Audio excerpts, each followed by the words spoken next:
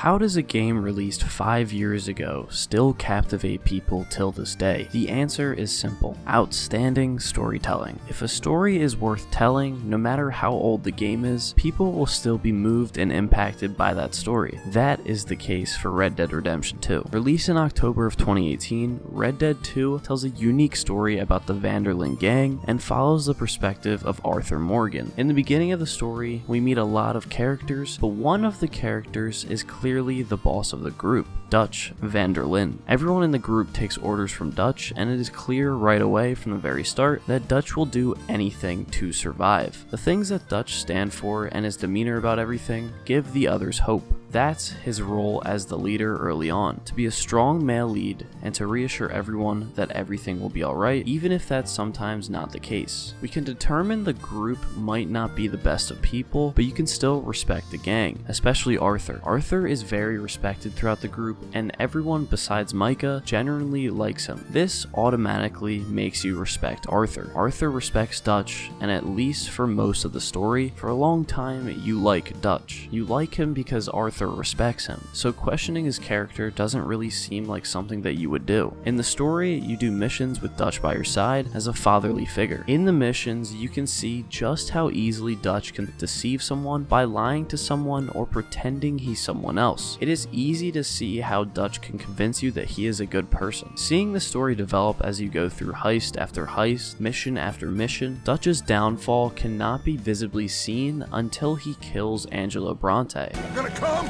and rescue you, you repulsive little maggot!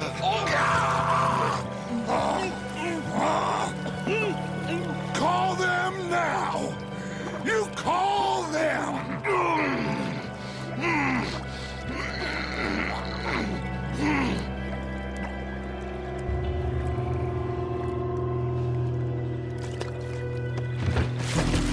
Jesus.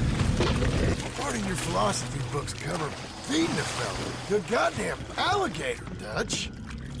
Part that covers weakness. You don't see him do something truly gruesome until he feeds Angelo to an alligator. It makes you think, what else is this man capable of? Even through all of it, you want to believe that Dutch Van der Linde is a good man, and that you can like him. You did like him for so long. It almost makes you feel guilty for liking him after what he does to the gang. Dutch does have some likable values, and you can see why Arthur and the gang have followed him even when things go wrong. He is a charismatic man who cares a lot about loyalty and thinks of his gang as a family rather than just acquaintances. Still, even with this, Dutch turns into a monster, but not without the help of one man.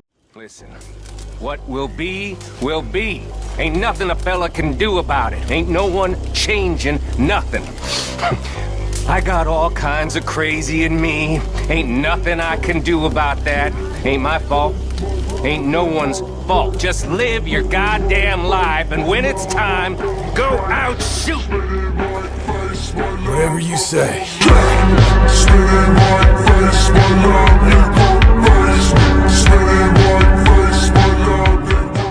Micah. Micah is easily the most hated character in Red Dead Redemption. Even from the very beginning, we are introduced to his extremely unlikable personality. So unlikable that we question, why is he even in the gang? Him and Arthur are constantly butting heads even from the very first cutscene. Micah is seen fighting with the gang. The only person that Micah respects is Dutch, but the only reason that is because Dutch is in a position of power. The shift of power in the gang starts when Hosea dies. Dutch and Hosea started the gang, and Hosea was the only one who contested Dutch on things, and Dutch would compromise with. They were in the same kind of power. Dutch would only reason with him, but with him gone, someone else needed to step up, and that's when Micah saw an opportunity. Micah soon started to become really close to Dutch, and even started to manipulate Dutch, telling him that there is a rat in the group. But how would Micah know that there was a rat? Because he himself was was the rat. Of course, Dutch did not know this. Instead, he believed him, making Dutch even more paranoid about the loyalty of the gang, which is the one thing Dutch cares about. So is Micah to blame for the downfall of the Dutch Vanderlyn gang? Yes. And that's why you can't stand Micah, but still want to like Dutch. Even after time and time again, Dutch keeps making mistakes by listening to Micah. And Dutch will kill even innocent people. You still have a moral dilemma of liking Dutch. You don't want to like him, that's the thing. You don't want to like Dutch. But that's what makes him an amazing villain. He's so charismatic, even up until the end, you want Dutch to do the right thing. Dutch knows right from wrong, but he also knows that at some point it's too late. By the time he realizes that Arthur is probably right, he walks away. At this point, it's too late to change sides and to listen to Arthur. The gang is destroyed, and Dutch knows this. So when he finally does the right thing and kills Micah later on, the gang is completely gone. Him killing Micah shows that Dutch does in fact know right from wrong. Maybe that's what makes him so frightening. A smart, charismatic man is the most dangerous thing. Even though Micah is the devil on Dutch's shoulders, he is still smart enough to make his own decisions. His ego is too high to let him be wrong, and that's what causes him to be a villain. His own ego. If he looked at the situation throughout the gang with more logic than emotions, he would realize that Arthur never did anything to hurt him, and he would have nothing